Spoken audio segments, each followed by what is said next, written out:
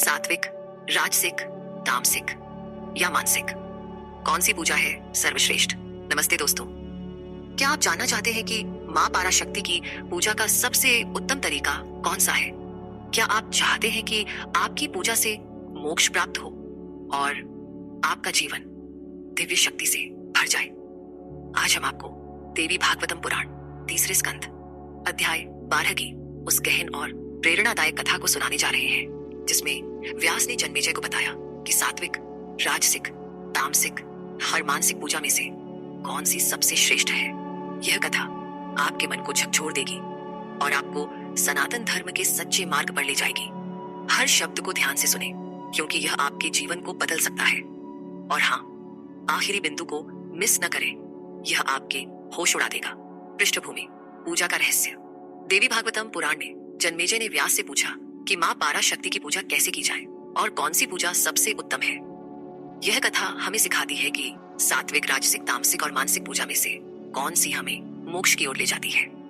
यह वीडियो आपके लिए एक दिव्य जागृति है, जो आपको माँ पराशक्ति की शक्ति समझने का मौका देगा। चलो इस कथा को शुरू करते हैं और आखिरी बिंदु को मिस न करें, क्योंकि वह आपके लिए सबसे खास है। कथा सात्विक, राजसिक, तामसिक और मानसिक पूजा। 1। जन्मेजय का सवाल। जन्मेजय ने व्यास से कहा, हे भगवान, माँ पराशक्ति का यज्ञ कैसे किया जाता है? इसके नियम, मंत्र, सामग्री, ब्राह्मणों की संख्या और दक्षिणा के बारे में विस्तार से बताएं। मैं इसे पूरी शक्ति से करूंगा। क्या आप भी माँ की पूजा का सही तरीका जानना नहीं चाहेंगे? व्यास का जवाब आपके लिए एक दिव्य मार्गदर्शन है। चलो इसे सुनते हैं। 2। व्यास का जवाब।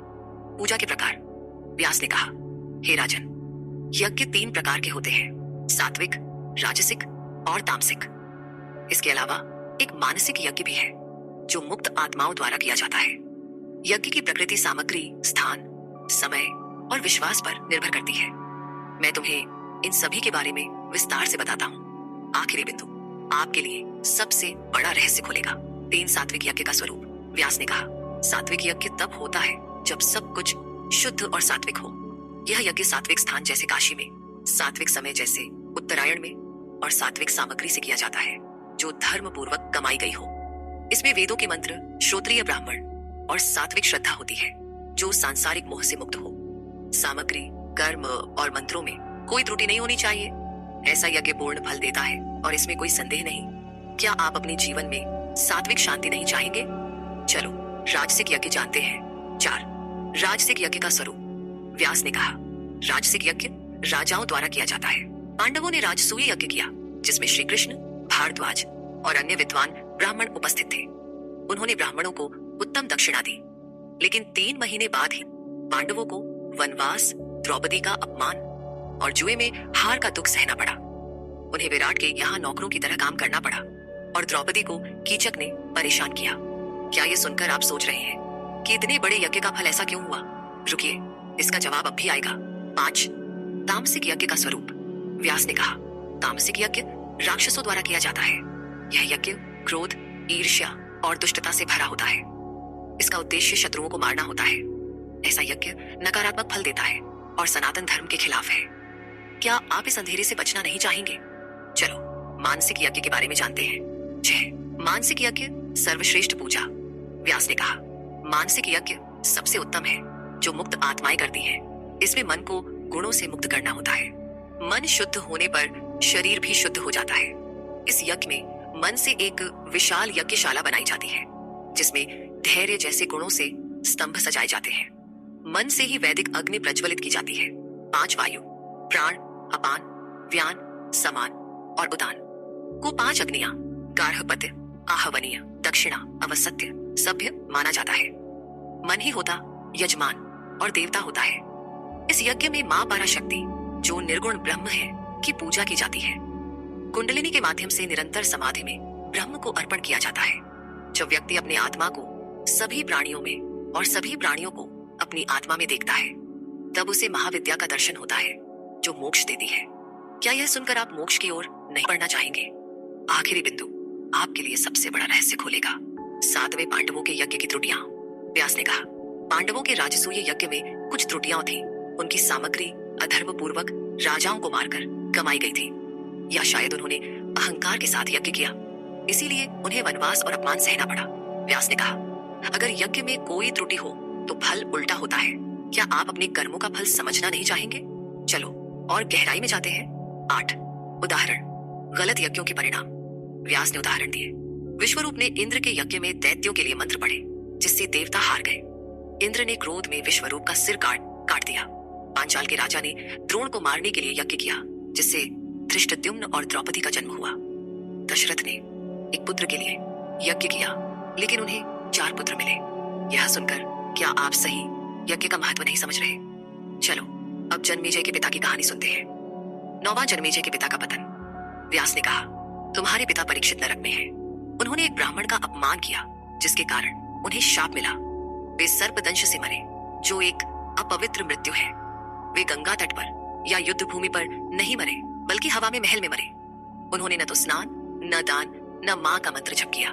कली के प्रभाव से वे मोह में डूब गए और तक्षक सर्प ने उन्हें डस लिया। क्या सुनकर आप अपने कर्मों पर विचार नहीं करना चाहेंगे? चलो समाधान जानते हैं। 10 समाधान, मां का यज्ञ। व्यास ने कहा, हे जन्मेजय, अपने पिता को नरक से बचाने के लिए मां पाराशक्ति का यज्ञ करो। वेदों में निपुण ब्राह्मणों को बुलाओ, जो मां के बीज मंत्र और नियम जानते हो। तुम स्वयं यजमान बनो और वैदिक रीति से यज्ञ करो। इस यज्ञ के पुण्य से तुम्हारे पिता को स्वर्ग प्राप्त होगा। क्या आप मां की इस दिव्य शक्ति को अपने जीवन में नहीं चाहेंगे? चलो व्यावहारिक उपाय जानते हैं। 11वां व्यावहारिक उपाय, मां की भक्ति।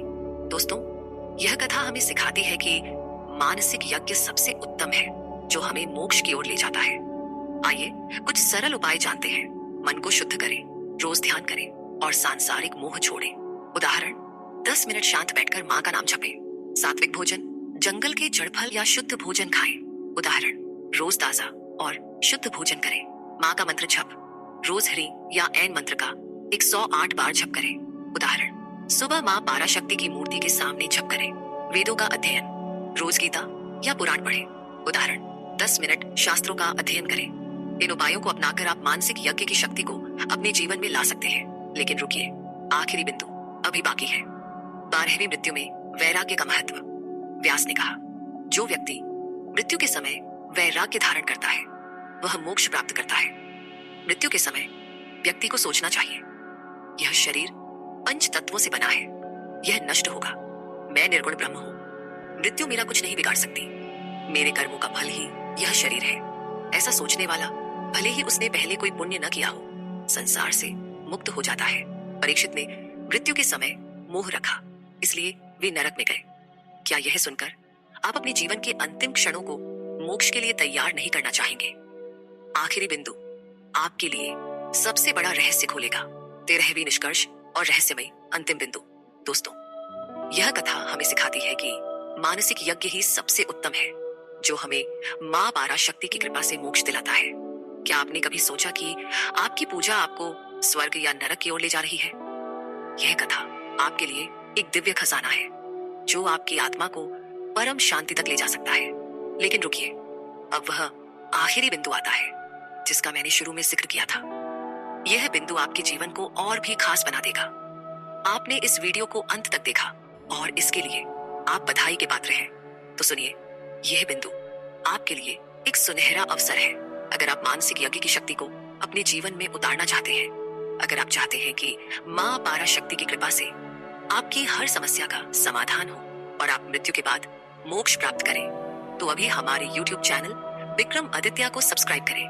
और हाँ, हमारे WhatsApp नंबर 7980210280 पर मैसेज करें। क्यों? क्योंकि हम आपको मुफ्त ज्योतिष भविष्यवाणी और जीवन की हर समस्या का समाधान देंगे। यह वह मौका है जो मां पाराशक्ति की कृपा से आपके जीवन को पूरी तरह बदल सकता है। सिर्फ एक क्लिक और एक मैसेज और आप उस दिव्य शक्ति से जुड़ जाएंगे, जो आपको सनातन धर्म के रहस्यों तक ले जाएगी। अगर आप ये कदम नहीं उठाते तो आप मां की इस अनमोल कृपा से वंचित रह जाएंगे और यह आपके लिए सबसे बड़ा नुकसान होगा। तो अभी सब्सक्राइब बटन दबाइए और WhatsApp पर मैसेज करिए। मां पाराशक्ति की कृपा आप पर बनी रहे। जय माता दी। दोस्तों, अगर ये वीडियो आपके दिल को छू गया तो लाइक, कमेंट और शेयर करना न भूलें। हमारे चैनल विक्रम आदित्य पर ऐसे ही आध्यात्मिक और प्रेरणादायक वीडियो देखने के लिए अभी सब्सक्राइब करें। और हाँ, व्हाट्सएप नंबर 7980210280 पर मैसेज करके अपने जीवन की समस्याओं का समाधान पाएं। अगले वीडियो में फिर मिलते हैं। नमस्ते।